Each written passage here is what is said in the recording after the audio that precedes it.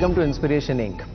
I have the man with me who has virtually single-handedly transformed the healthcare industry in India, but more than that, he has transformed lives. I have Dr. A. Velumani with me from Thyrocare. Sir, thank you so much for joining us, and we are honored to have you on this show. Before we start the formal discussion, because you are a very good storyteller, so if you were to sum up your journey so far in the story form, what would that be? Would you call it a success story? Would you call it a rags to riches story? Would you call it a vision story? How would you describe your journey? I think it's a story of guts, grits and glory. I'm a thrill monger. I was settling with what's available and look for something different, and leaving my government job and doing business has really surprised everyone. And then without that surprise, the story would have not been there. Taking risks, I keep telling people romance with risk. I think I did it powerfully, and I'm extremely happy that a boy from a small village could create a company that could get into National Stock Exchange, and it could be a listed company. Son of a landless farmer from a village, a Madrasi, and then sitting in Mumbai, and then not just serving a job, creating an enterprise. It's a very inspiring story. And like you rightly said, the setting of your life, in the early stage of your life, had all the ingredients for somebody who would get under the pressure of the circumstances and just remain a normal employee. In fact, your first job in Gemini Capsules, that also didn't go down too well, because I think the company shut down after you joined. 4 years. It's not very easy to recover from a setback like this at an early stage of your life. So what was going on in your mind when the company shut down and you were back on the drawing board?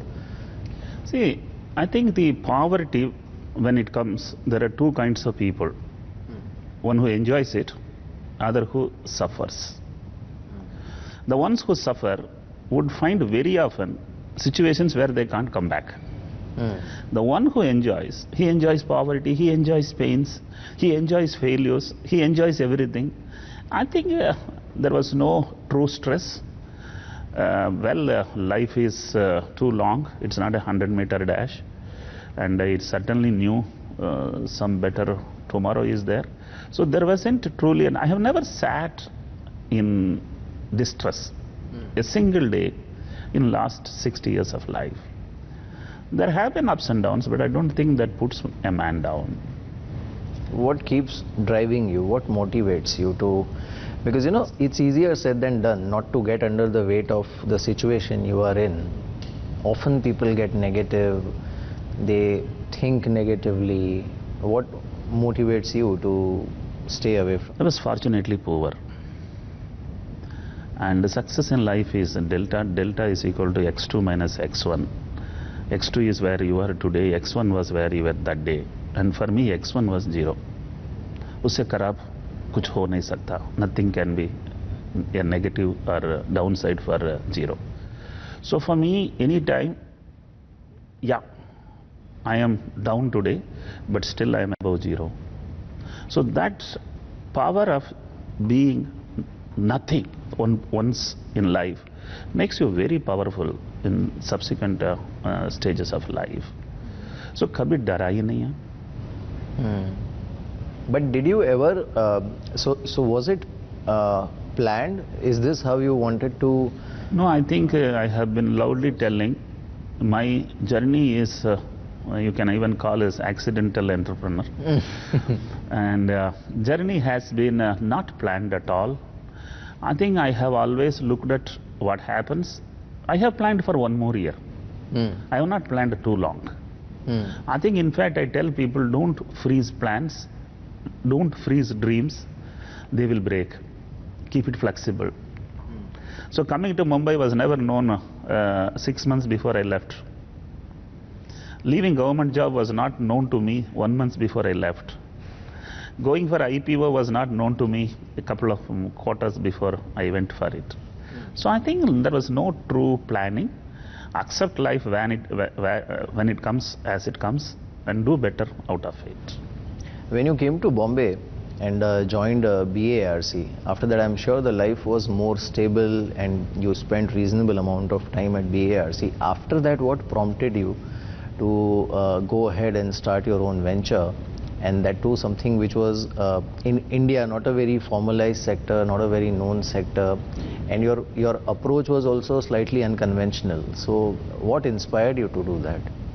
Oh, I think good job, good wife, good children, good salary, good amenities, all good. And somewhere in my mind I was feeling comfort zones are danger zones. Mind was talking. And also in government job, I knew the year and date of my retirement, and also how much will I get salary at that time and how much will I get pension. It was literally Predictable. living life after knowing date of death. So I thought, let me break it. And moreover, I haven't brought anything to Mumbai to lose and go. I came empty-handed. My wife was working in State Bank of India. I thought one salary is more than enough to run the family. So I risked. And I keep telling people, there are only two things. One is security, another is prosperity. And there is never a secured prosperity. You have to risk. Right. So then I took that risk.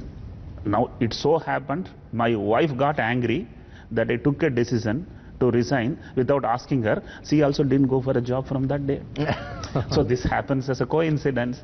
And then my mind said, chalega, let us both try to do business. That was a bigger risk. Me leaving government job, my wife leaving bank job, together is known as highest risk taking. And then I think today I have a story only because we took that risk. But Mumbai actually welcomed you. It actually turned out to be, I would say, a city of dreams for you, because a lot of people come to Mumbai, from various parts of the country, and not necessarily it turns out to be a pleasant move for all of them. But in your case, it turned out to be much more than pleasant. It became a life-changing move for you. Yeah, and in that way, people come to Mumbai with two things. One with money, another with stamina. The guys who came with money cannot make money. The guys who have come to Mumbai with stamina can make tons of money. This city is a city of opportunities. Infinite opportunities are there. If somebody has stamina, they can build a great empire. I came with stamina. Of course, you came with stamina, but somewhere there was method in the madness with which you were following your dream. So if you can tell us about those early days, when you left your job, when your wife left her job and you were just setting up the business, if you can tell us about that, because I'm sure there must be, though you are a positive person, but there must have been moments when you felt that, oh God, what am I doing, why am I doing, and what have I got into? Yeah, fortunate for me, the journey was with less jerks. I started the business with a 2 lakh rupees of provident fund. One thing is important in my life, personal life or in company, we never borrowed. Second thing is, we didn't look for fancy HR. Me and my wife were the first 2 employees. Start moving on. Let us reach a first 100 samples. Mind you, those days the word entrepreneur was not known. Exactly. And then market cap, valuation, dilution, all words were not at all known. So we were coolly working on how to create 5 samples a day to 50 samples a day. Then once we received 50 a day, how to go to 500 a day. So 1 0 at a time, the customer happiness, satisfaction, these things all were in place. So it was a very smooth journey. But of course, I didn't know that I have to build a brand. The brand got built. Today you see before starting business, people build brands. Building brands, if you don't have a good business model, is waste of money. So in my case, I focused on the customer. I could build a brand over a period of time. So that's a nice way of explaining, because Thyrocare in itself is a very strong brand and it resonates in this industry. But so today, where we are in terms of, and I think more or less your expansion model has remained same. It is still a business which is driven by the payment which customer makes. But did you ever imagine the scale that you will operate at this scale, running more than 3,000 centers across the country, getting listed on the exchange? Did you ever think? No, I think the journey has been a surprise to me also. Because every year we found a growth, and then what next?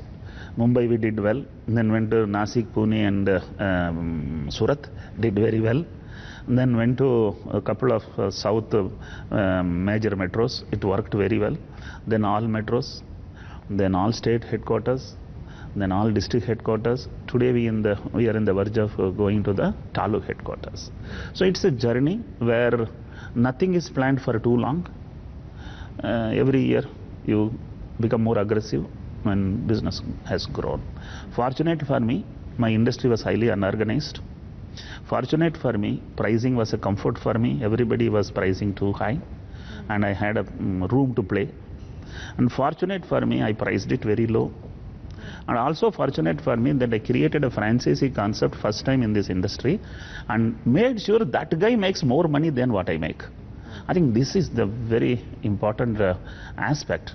Why I got my network amplified very fast. Everybody got enough finished, so they never slept, and I peacefully slept. But today, I think the industry has also changed a lot, and you actually created a model in India. And of course, like you rightly said, that time we didn't have these fancy, glamorous words like startups and entrepreneurs and all, but you virtually started a new model for the industry which was so unorganized. Today, when you look back, what is your key takeaway? Do you feel satisfied that you started a new industry and it turned out to be a sort of inflection point for others to follow? No, in that way, everybody is learning and every industry is also learning.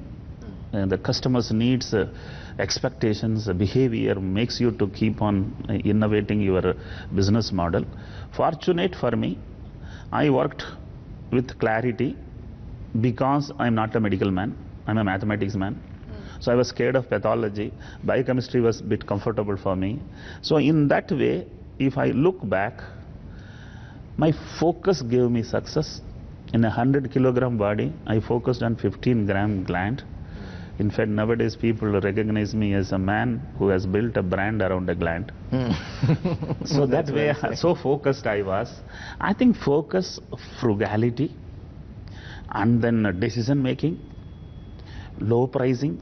These few points have given me power of great slope. I think others, my peers were doubting my business model. Because it was a very different model. Yeah. And then took 5 years for them to understand what exactly I'm doing. And for them it became too late.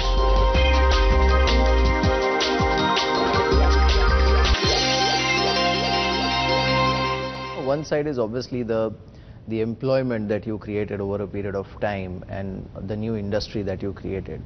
But somewhere, I think what is lost in that is, that glory is the social change which you created in a country which was at that point not very high on the literacy scale, very high on the awareness scale, and thyroid was something which was not really known to a lot of people, and the difference or the damage that it can do to your health and to your life.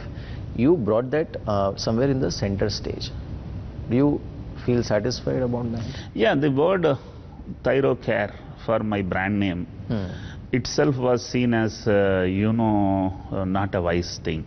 Many people told me, "Arey, you were focusing on a single gland, roti milega kya?" I just told them, India has got 1 billion thyroid, all billion is mine. To that extent, my focus on thyroid has been the biggest strength. Then you have a company called Thyrocare, so you look at the logo, look at the communication, it makes you to remember thyroid. So I was the first one to put a punch, think thyroid, think Thyrocare. Correct. And then thyroid is 1.5% prevalent in the society. So that's the social change. Yeah, it is not that thyroid incidence has gone up. It is the awareness which has gone up, and people talk that as thyroid. Otherwise, people did not know that it's thyroid problem, related problem. Absolutely. Also, so you know, one part was that. Second is your model, business model itself, allowed lot of people to actually pursue their own dreams. Today, when you have more than 3,000 centers, and practically we can say that actually you have created another set of 3,000 entrepreneurs who are following their own journey or dream in a small way, not on the scale at which you operate. How does it feel when you know, so one is following your own dream, becoming big. Second is enabling that path for a lot of other people. Yeah, I think I've been telling in my stories a punchline in Hindi. जो जीतता है शायद हार सकता है, लेकिन जो जिताता है वो कभी हारता नहीं है. So had I been managing everything by my own, probably I would have seen a couple of crores. I would have not reached to Punjab, Kerala and Odisha. Now I found a necessity, a local man connecting locally with the local culture to the local man would benefit my business. So I created a franchisee network and I gave him more. That brought more people and it created a huge network. So today if I look at around 10,000 people are indirectly employed through my network, and I'm very happy that this many number of people are having their bread using this two-color logo. That's a happiness for me. Let me ask you about the listing part. You know, so that is something which always turns out to be a big achievement for any company, and especially the first generation company, because there are so many companies in India who are into third, fourth or fifth generation and they have been listed on the exchanges. The amount of oversubscription that Thyrocare managed, and I mean, because I follow stock market closely, I remember the kind of discussion which was happening around the IPO would have been very encouraging for somebody like you, a first generation entrepreneur. What was your feeling when you listed? And see, going for listing itself was unplanned. The company had never debt. Company had no outsider to wanted to go. So it was never in need of money. When you don't need money, you get more money. So that is the, you know, even private equity cycle is. Correct. So I got more value than what I wanted. I diluted. 5 years had gone. They wanted to go out. And for their expectation, no private equity guy was willing to buy their stock. Then I went for an IPO thinking that let us see, because for me going for IPO was, if I don't go for IPO, no one would know that I am running this company. Behind every successful man, there is, I mean, apart from the saying that goes that there is a woman, but also there is an inspiration. There is a catalyst who puts that man on that path of, not success I would say, but path of achievement, you know.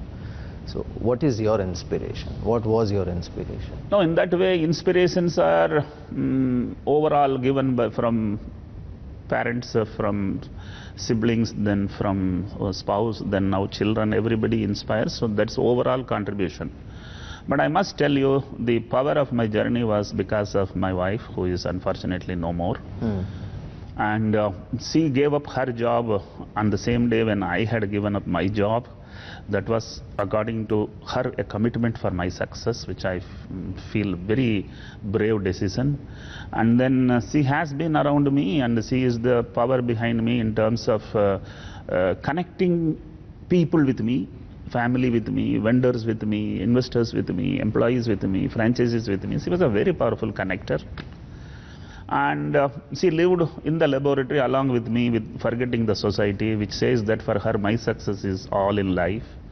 So in that way I attribute a lot to her, we both were dreaming one day both will ring the bell together in the National Stock Exchange. She was there till we finished our DRHP. Subsequently she vanished. And I was feeling very sad on that day when I was alone in ringing the bell. Today in every corner when I look at, I miss her. and her role in this journey is enormous. I think two ladies have contributed. One is my mother, who kept my intestine alive till I was 25. And then my wife made me MSc, made me PhD, made me scientist, made me entrepreneur, made me storyteller. So a lot of things goes for her as a credit. I think it was a Himalaya trek where we were only seeing another 500 meters and she left my hand. So to that extent, I attribute a lot to her role.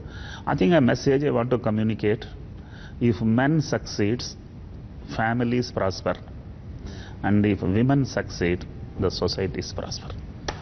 That's the wonderful message. Any message that you would like to give to the current generation? Because today, the ambitions are very high, the aspirations are very high, the exposure is so much that even somebody who's at the very bottom of a social strata is also aspiring to make it big. But sometimes they don't know the right path to success. Yeah. Yeah, I have an advice to youth. It's good to dream big, but it's not good to start too early. According to me, people say, शादी के लिए एक उम्र होनी चाहिए. I have a reason to believe even for becoming an entrepreneur, you should have an age. Till you become 30, till you work under someone for 10 years, till you make someone else rich, how are you going to become rich? If you work under someone for 10 years, you learn on his cost. Correct. If you start beginning itself, you are learning your own cost and you are least likely to be successful. Those who started business before 30, the success rate is very, very low. So I always tell, don't burn father's money, make your own money, make your own story. You will have a story to tell, otherwise you will not truly be enjoying life. So I want youth to have first patience, work under someone for 10 years, build confidence, build knowledge, and then start the business and continue it. While doing business, very important are 4 words: focus. I think without focus no one succeeds. Without focusing you can't learn. Correct. First is focus, then learn, then grow, then enjoy. Don't change the order. Very often people started enjoying even before starting the business. I didn't buy a car till I reached 100 crore turnover. And after reaching even today's 3,000 crore market cap, I still not bought a house. So I think live for you, live for your organization, live for your people, be focused, be frugal. One last question to you. I won't say what is that dream which gives you sleepless nights, but what is that one ambition which is now driving you, which is that now last 500 meter of the Mount Everest peak? That only keeps awake. Not the money made, not the wealth made, but I think in life I have a punchline: height doesn't give pleasure, slope gives you pleasure. So keep the slope on. Right. I think that's the most inspiring line that I've heard in quite some time. Thank you so much, sir. It's been a pleasure. Thank you. It was more than interview. It was the story. Thank you very much. Thank you so much, sir.